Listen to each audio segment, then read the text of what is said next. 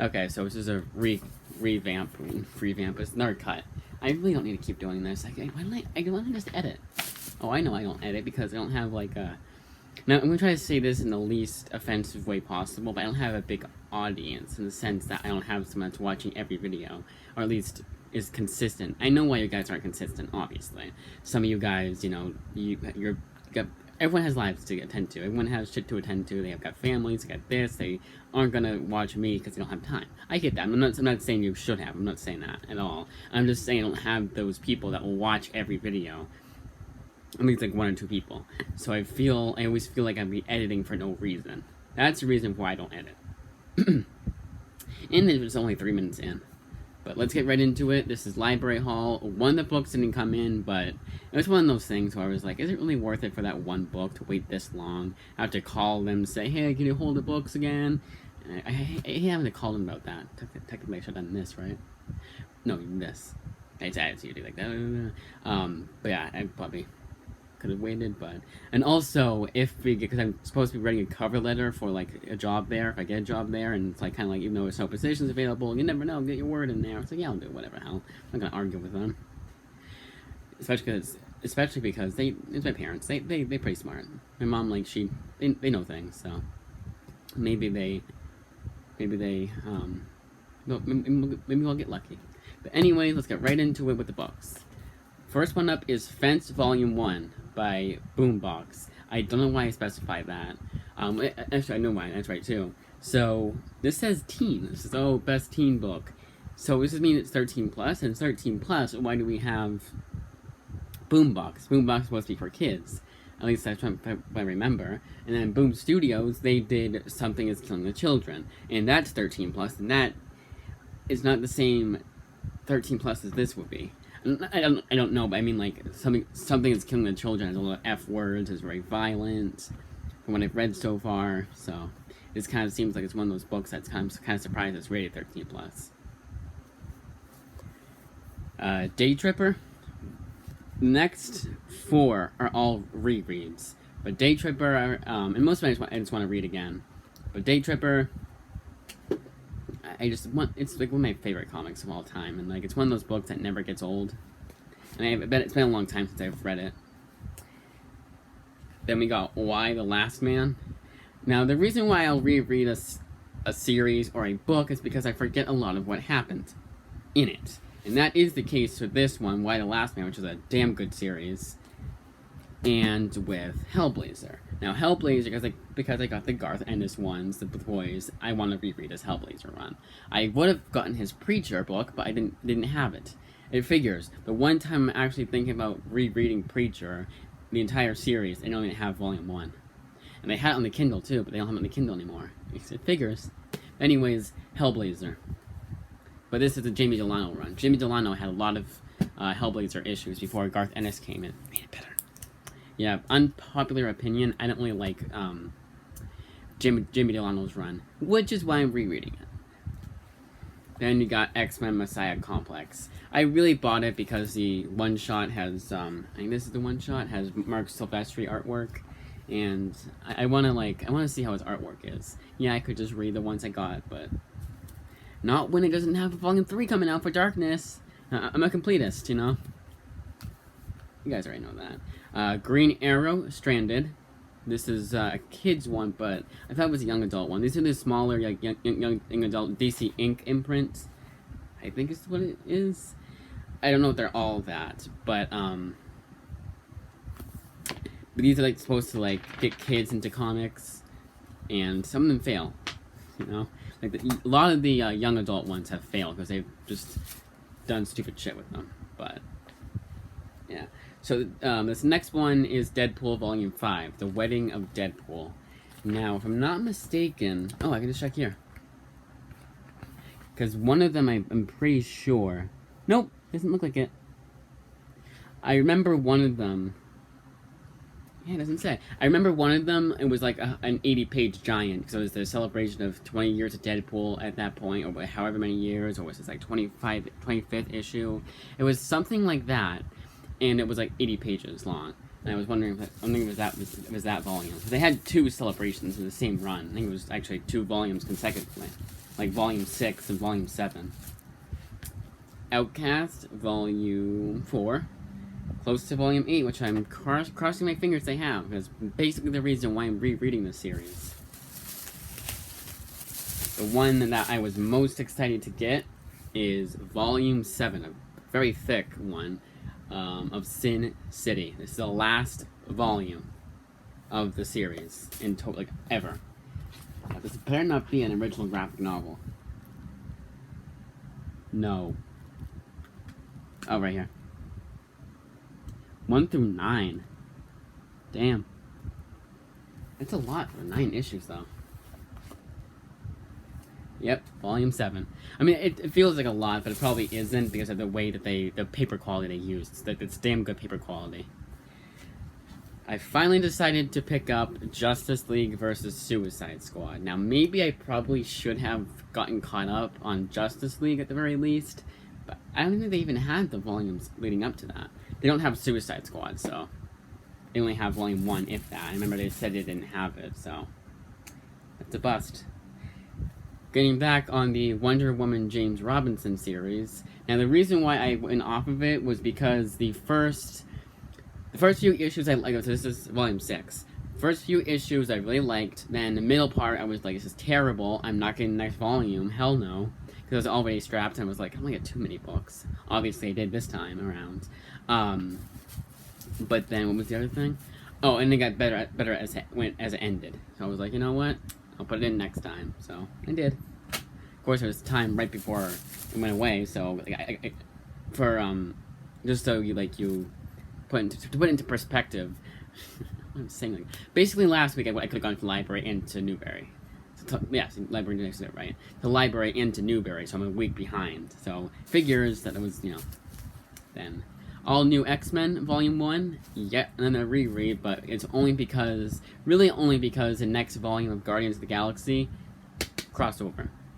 Guardians of the Galaxy by Bendis was always, what's the word you use? Like, there were always, like, tie-ins. Like, it was always, like, an event. So it was always, like, strapped behind tie-ins, events. How do you say that? The way Comic Pop put it was, like, the best wording. But I can't words today, apparently. This one looked interesting. It's by Warren Ellis. This is Ocean Orbiter. It's the deluxe edition, so it has both, or maybe it's just like I think it has both. And coincidentally enough, they put it next to the other Warren Ellis book, which is Transmetropolitan. And like I said last time, I decided to get Jean Lu Yang's New Superman, which is a Chinese Superman rebirth series. Yeah, Ocean Orbiter just sounds very interesting to me, and Transmetropolitan is yet another reread. Because, again, a lot of these series, I forget a lot of what happened in them, especially long-running ones. Like, even when I was on Volume 5 of Transmetropolitan, or whatever volume I was on, when I first read it, I had forgotten a lot of what happened in the previous volumes.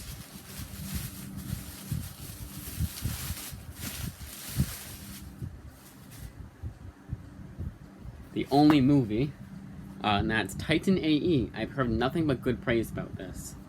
I was gonna get Treasure Planet along with it, but we might not. I really just want to show this to my nephew because I've heard such a good series, such a good movie. And Treasure Planet, I can just get on my, ooh, it's a scratch there. I can just get on the, on the laptop.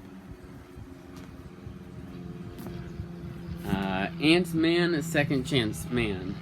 Now this is the Nick Spencer run, but this, I think, comes before it. I hope it comes before it. And yeah, I looked it up, it did come before it, but, I don't know if there's anything prior to it I need to read. I just really care about Nick Spencer's run. Dungeons and Dragons. Now, is this the first volume? I don't know, because they don't tell you. Yeah, it says a new adventure begins. I think this is the first one. Doesn't look like it. So confusing. Why can't you just say volume 2? Or volume whatever the hell they're on. Doesn't say it here, and I bet you if I took this off, it wouldn't even say it there.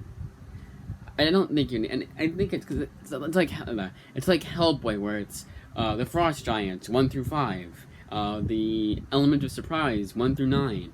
They don't tell you if it's volume 2 or not, or if it's issues 8 through 10 or 8 through 15. Nope, they're just like, here's 1 through 5 of Frost Giant Fury.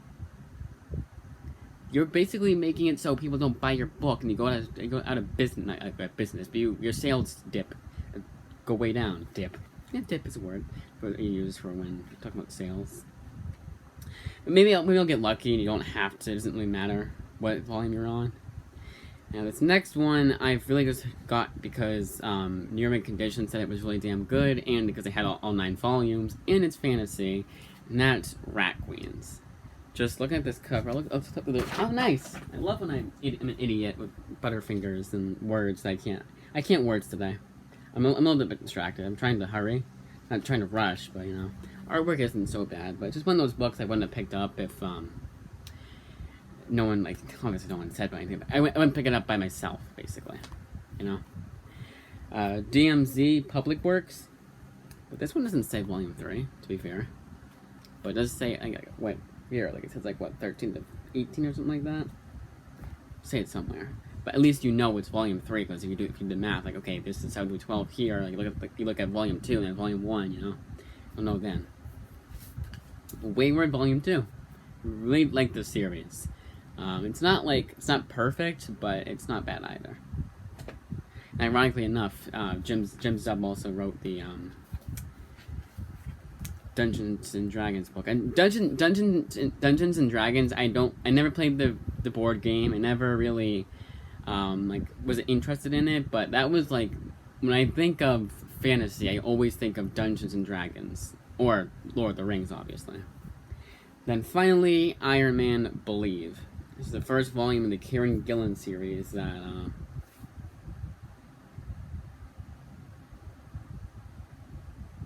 Yep, 1 through 5. But the Kieran Gillen series, I haven't heard, Goodreads doesn't have the best reviews on it, but I want to check it out, see how Kieran Gillen did Iron Man. Okay, so now on to the books I'll be discussing. First one up is the Spidey book by Robbie Thompson.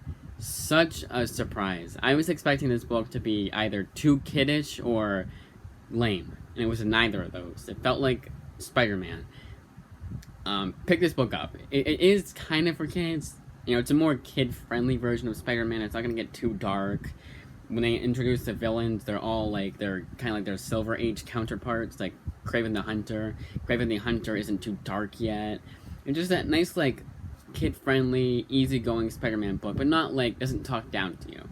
It's, honestly, I really wouldn't be able to tell a difference if this was a kid-friendly version next to the run that was ongoing at that time. You know, and they have some curse words, but not too bad. But it kind of felt like it was back to basic Spider-Man. Wasn't locked behind 4,000 years of continuity. The Volume 1 was actually Volume 1, unlike the 2015 Volume 1, which was actually Volume 7 at that point. But they wanted to go back to a new number 1 because that's Marvel for you. But at least I said Volume 1 too. So I was gonna say at least they said it was Volume 7 in the trade, so they didn't. And it wasn't Dan Slott's run either, which at that point was completely awful from what I've heard. I read his 2015 series. I hated it. It was 2015 and 2016. The worldwide series, which I think everyone hates, except for diehard fans of Dan Slott, which, your opinion, I'm not gonna harp on you because I'm not gonna shit on you because you have a different opinion than I do. And there's books that I liked that no one likes, and vice versa. But this one was just so damn good. This one's back to basic Spider-Man. It gives you everything in a Spider-Man book you'd want. It's pretty heartfelt at times. It doesn't get too dark, but doesn't need to. It's just pure fun. A fun, fast-paced Spider-Man book that I really wish we had. I really wish it was a Volume 3 or something in the local library. Had it, obviously. I want more of Robbie Thompson Spidey. And I know I can just pick up Nick Spencer's run. That's probably what I'll do. I'll get the omnibus pretty soon here once it comes out. Rogue Volume 2 was this bit of a step down from Volume 1. I feel like it was just too complicated. A lot was thrown at the wall. And most of it stuck, obviously, but I feel like it was too much going on. And the first volume, there wasn't a whole lot going on. It was still a good book, but here they retcon certain things in the first volume of that run. I haven't read a whole lot of X-Men to know, so I've mainly read I've read a good amount of X-Men, but not like the Chris Claremont. I read some of his run. Like I'm all over the place when it comes to X-Men runs. I'll read ones from like Brian Michael Bendis's. I'm rereading his All New X-Men. I read that entire series, and vice versa. But it's mainly the modern stuff. And I did read some of Chris Claremont's run, which I really did enjoy, but I stopped on it because completist in me got the completist bug bit me, and I'm like, you know what? I want all of Chris Claremont's X-Men, at least in omnibus form. And you know how that turned out, me not getting it. Green Arrow. This was the J.C. Krill run. They didn't have Volume 2. I thought they did. But this is a damn good run. Another one of those they throw a lot at the wall. But I think it was just kind of like I'd forgotten a lot when it happened, because there was a lot of gaps. Like I'd take a few days off. I wouldn't get to it because I had so much to read, so I wouldn't get to that one that day. And then of course we had went away, so I didn't bring the books with me. So I think it was a little bit of that made me I was like, wait, what just happened? That happened? Oh yeah, it did. Yeah, okay. I like that run. It's very enjoyable. It is Brightest Day, so is a bit confusing, but they tell you what's going on. It's not like they just throw them in the middle of they do. Throw them in the middle of the woods, and you're supposed to know what's going on. And no, they say, oh, this happened here, this happened there. There wasn't a whole lot of it. Yeah, some things you want to know what happened, you'd have to pick it up, and if you want to go in, if you really care about going in order, probably don't pick that one up. But it's and for me, I wasn't too confused. And I'm the one that's super far behind on Green Arrow. I think Green Arrow and Green Lantern have to be tied for the least amount of books I've read from them. That's why I've been getting so many recently. Joe the Barbarian by Grant Morrison. Again, I love this series. It's about the fall. It's so enjoyable. It's there's a lot of things I didn't notice the first few times I've read this book that I'm surprised I didn't catch the first time. It's one of my favorite Grant Morrison books. It's not too involved, so anyone can pick it up. It's not like his Nameless or The Filth, or from what I've heard people talk about The Invisibles, where it's very confusing. No, this isn't too confusing. It's just a kid gets transported to Fantasyland because he's hallucinating. But is it? It's kind of one of those things. And it's very enjoyable. You get to know the characters. Everything's grounded in reality, and it's just an enjoyable read. And I want more. I'd like to see a second volume. But I don't know how they can do that, because it's kind of one of those things that does mild spoilers. So hand up means spoilers, but mild spoilers. It does kind of end on a note where you're like, okay, this is a definitive end. Now the hands down, that means no more spoilers. I know, I should just edit. I should start editing. And no excuse. Global Frequency, a little bit better than the first time around. The first time around, I absolutely hated it, and I only liked one issue from it, and it was the one drawn by Steve Dillon. But this time around, I did like it a little bit more. There's a couple more issues I liked a lot more, but I don't remember a whole lot. It's just so damn involved. A lot going on, and I feel like they should just be taking out all the stuff with the mumbo jumbo with the Global Frequency. I feel like you're stuck. I feel like that what they did was, I wouldn't be surprised if the collected edition they didn't go in order. It wasn't 1 through 12, but even then I wouldn't have picked up what was going on. It's very involved. It throws you in the middle of everything. They don't really explain what's going on, what Global Frequency. They do, but it's kind of like Grant Morrison book type deal. And I feel like Warren Ellis can't write that kind of stuff, like the more involved story. It got good reviews, so I'm not one to say that it's a bad book. Because I say it's a bad book doesn't mean that you shouldn't pick it up. I do kind of recommend it, but sorry, these headphones won't turn on. I always forget to turn them off, and then the battery dies. But and again, I'm not one to say whether it's good or not because of the fact that it's don't take my word for it. Is what I'm trying to say. I don't know why I said it so awkwardly. Don't take my word for it. I'd still recommend it. It's Warren Ellis, Vertigo. It's espionage, spy stuff. It's pretty interesting, but I think what they should have done was they should have just done what 100 Bullets does, and not really delve too deep into what the organization is. From what I remember, they did a lot of that, and it was a lot of like needless explanations, and you still didn't know what was going on even after they explained it to you. It's weird. And then finally, Sin City Volume 6. Now this was this one was kind of weird. It's a bunch of one shots. Think of it as that one volume in Wicked and Divine that was all those little one shots. They were good, still a good series. There was two, and I don't know why they did this, but there was like the Woman in Blue Part 1, and there was like a Part 2 that was like towards the end of the book. Like it was like issue 2 was the Woman in Blue Part 1, and then issue 7 was Part 2. It was very weird that they did that. I don't know why they did that. I couldn't put two together. That's the one time where I'd say you don't have to go in chronological order. And I know I was so upset, and it's another Dark Horse book. I was so upset when Lobster Johnson did volumes 2 through 5, and not volume 1. No, it was 2 through 4, I think. Something even dumber. And they gave you some additional, like extra issues to make that 424. It was like 2 through 5.